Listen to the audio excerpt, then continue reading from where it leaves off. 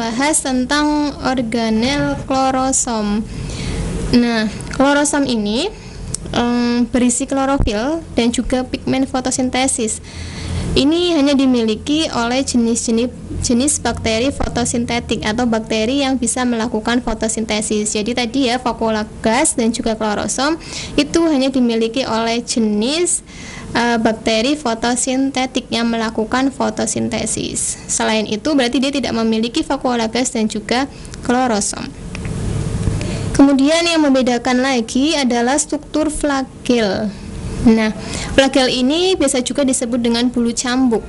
Bulu cambuk ini menempel pada dinding sel bakteri. Fungsinya sebagai alat gerak bakteri. Nah, flagel ini tersusun dari senyawa protein. Jadi kalau kita bayangkan seperti ada kapsul, kemudian flagel ini seperti benang yang menempel pada dinding sel, tetapi fungsinya ini sebagai alat gerak bakteri. Nah, tipe flagel ini dibagi berdasarkan beberapa jenis. Kita tinjau dari jumlah flagel dan jumlah atau letak flagel. Ada flagel atrik. Nah, bakteri yang termasuk ke dalam atrik ini adalah bakteri yang tidak memiliki flagel.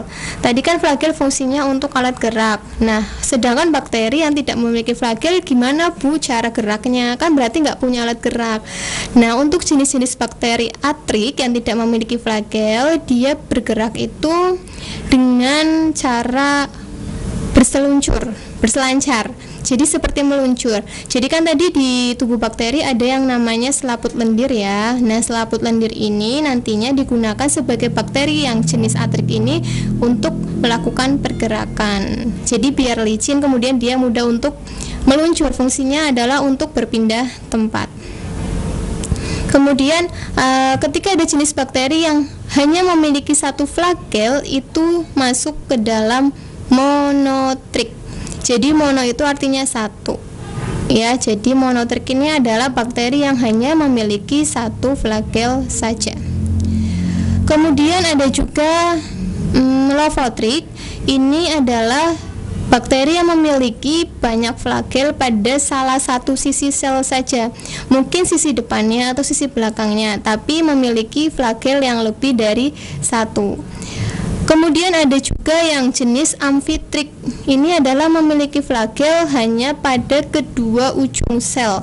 Jadi flagelnya ada dua dan terletak di ujung-ujung sel. Itu namanya amfitrik. Sedangkan bakteri yang memiliki flagel banyak dan itu terdapat di seluruh permukaan tubuh bakteri, itu masuk ke dalam jenis peritrik. Jadi kiranya kalian bisa membayangkan, bisa mengingat-ingat letak flagel dan juga jumlah flagel di setiap sel bakteri, karena ini bisa menjadikan pengelompokan bakteri menjadi atrik, monotrik, lovotrik, amfitrik, dan juga peritrik. Lalu selanjutnya, bakteri juga memiliki struktur yang disebut dengan pilus atau vili atau juga fimbria. Jadi filus ini adalah rambut-rambut berdiameter kecil, pendek, kemudian strukturnya kaku yang berada di sekitar dinding sel bakteri. Kalau tadi flagel itu panjang, kalau filus ini diameternya lebih kecil, lebih pendek dan juga kaku. Nah, fungsinya dari filus atau fimbria ini adalah untuk membantu bakteri menempel pada suatu medium tempat hidupnya. Jadi untuk dia menempel, dia menggunakan pilus. Kemudian juga untuk melekatkan diri dengan sel bakteri lainnya ketika nanti bakteri akan bereproduksi. Oke, itu adalah beberapa struktur tubuh bakteri yang masing-masing struktur menunjang sebuah fungsi. Nah, kemudian nantinya semua struktur ini akan bekerja sama dalam membantu kehidupan bakteri. Selanjutnya kita akan membahas tentang bentuk-bentuk sel bakteri. Jadi seperti yang tadi udah Ibu ulas sebentar di awal, bahwa sel bakteri ini memiliki 3 bentuk dasar. Ada yang bentuknya basil seperti tongkat, kemudian ada yang bentuknya spiral yang meliuk-liuk ataupun yang seperti tanda koma, dan ada juga yang bentuknya kokus atau bulat ya. Masing-masing bentuk tersebut dibagi lagi menjadi beberapa bentuk. Kita bahas yang pertama itu adalah bakteri basil. Untuk bakteri basil, dia bentuknya seperti tongkat. Ketika sel bakteri itu hanya terdiri satu basil saja, itu disebut dengan bentuk monobasil. Contoh bakteri yang termasuk monobasil itu adalah E. coli, Salmonella typhi, dan juga Lactobacillus sp. Gitu. Kemudian ketika kita melihat tubuh bakteri tersusun bentuknya itu seperti tongkat, kemudian ada dua sel, itu namanya diplobasil, bentuk diplobasil. Contohnya itu ada bakteri jenis Moracella lacunata, Renibacterium sp, dan juga Diplobacillus pneumonia, atau jenis bakteri yang bisa menyebabkan pneumonia, radang paru-paru. Selanjutnya, ketika kita melihat bentuk sel bakteri yang mana tersusun dari banyak basil, lebih dari 2, kemudian berjejer, itu bisa kita katakan ke dalam bentuk streptobacil.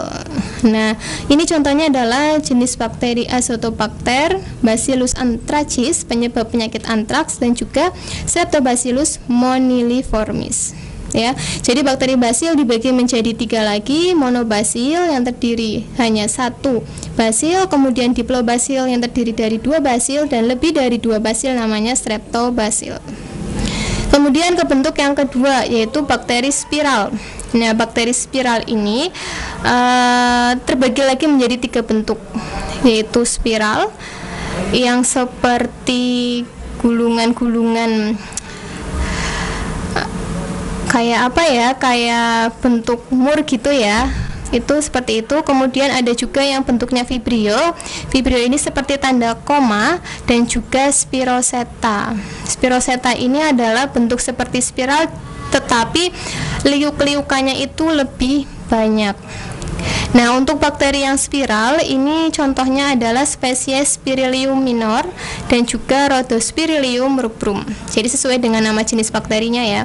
Kemudian yang vibrio ini ada Vibrio cholera, penyebab penyakit kolera, dan juga Vibrio parahemolysis.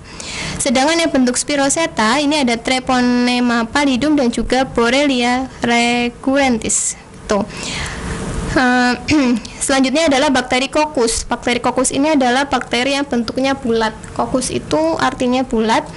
Di sini dibagi menjadi ada bakteri monokokus, diplococcus, tetracoccus, sarkina, streptococcus, dan juga staphylococcus. Nah, untuk yang monokokus ini adalah 1 kokus saja. Dimiliki oleh jenis bakteri Chlamydia trachomatis dan juga Chlamydia pneumonia. Sedangkan yang Diplococcus ini adalah bakteri yang tersusun dari 2 kokus. Nah, ini dimiliki oleh jenis bakteri Diplococcus pneumonia.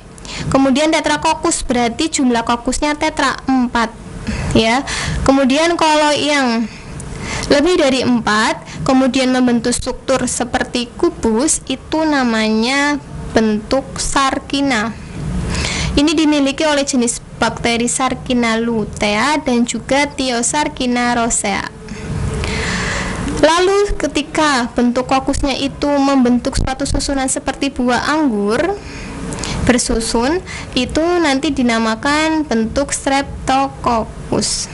Ini dimiliki oleh jenis bakteri Streptococcus lactis dan juga Streptococcus mutan. Dan ketika bentuknya seperti rantai memanjang, terdiri dari 2 kokus lebih kemudian membentuk rantai memanjang, ini disebut dengan bentuk Staphylococcus. Contohnya ini pada bakteri Staphylococcus aureus dan juga Epidermidis. Itu ya, bentuk-bentuk bakteri tersusun dari tadi basil, spiral, dan juga kokus yang masing-masing juga memiliki pembagian bentuk yang lebih spesifik. Selanjutnya kita akan membahas cara hidup bakteri. Gimana sih bakteri itu hidup? Bakteri itu kan nggak terlihat ya, tapi nyatanya dia memiliki sebuah kehidupan. Nah, Cara hidup bakteri ini dibedakan menjadi dua garis besar. Cara hidup berdasarkan cara memperoleh makanan dan juga cara hidup berdasarkan kebutuhan O2 atau oksigen. Nah, berdasarkan cara memperoleh makanan, bakteri ini dibagi menjadi dua, bakteri autotrof dan juga bakteri heterotrof. Nah, bakteri autotrof ini merupakan bakteri yang mampu untuk membuat makanannya sendiri. Jadi autotrof ini berasal dari dua kata, auto dan juga tropein.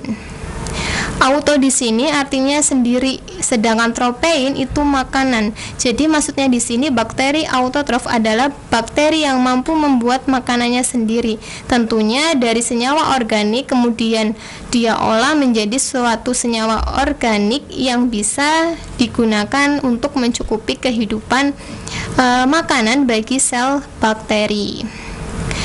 Kalau kita mau mengetahui, bakteri autotrof ini juga dibagi menjadi dua kelompok lainnya, yaitu bakteri fotoautotrof dan juga bakteri kemoautotrof.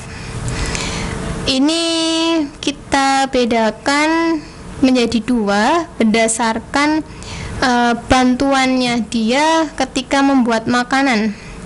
Kalau bakteri fotoautotrof, ini ada kata-kata tambahan foto ya. Foto ini itu artinya cahaya. Jadi fotoautotrof ini adalah bakteri yang mampu membuat makanannya sendiri dengan bantuan cahaya matahari. Tuh, fotoautotrof itu intinya bakteri yang mampu membuat makanannya sendiri dengan menggunakan bantuan cahaya matahari. Sedangkan satunya kemoautotrof, kemo ini artinya zat-zat kimia. Jadi dia membuat makanannya sendiri dengan menggunakan bantuan zat-zat kimia. Kalau tadi ada autotrof, berarti ada kebalikannya. Bakteri yang tidak mampu untuk membuat makanannya sendiri itu disebut dengan bakteri heterotrof. Jadi kebalikannya autotrof ini adalah heterotrof.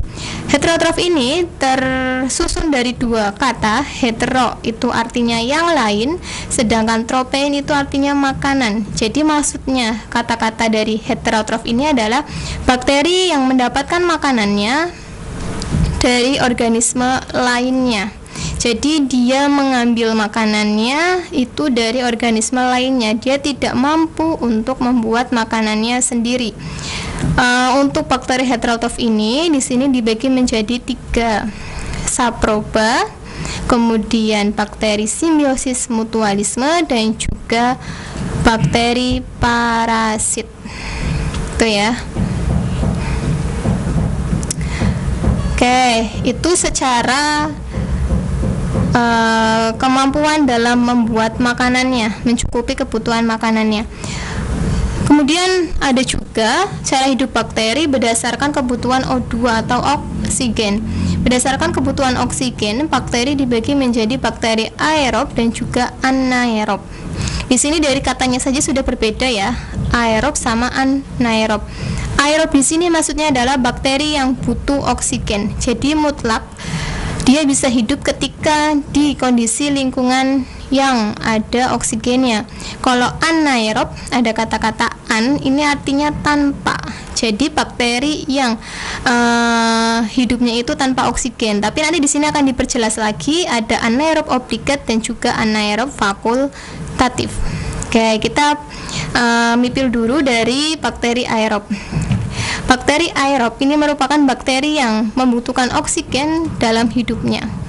Bila tidak ada oksigen, maka bakteri tersebut akan mati, gitu ya. Jadi ini benar-benar harus ada oksigen seperti manusia.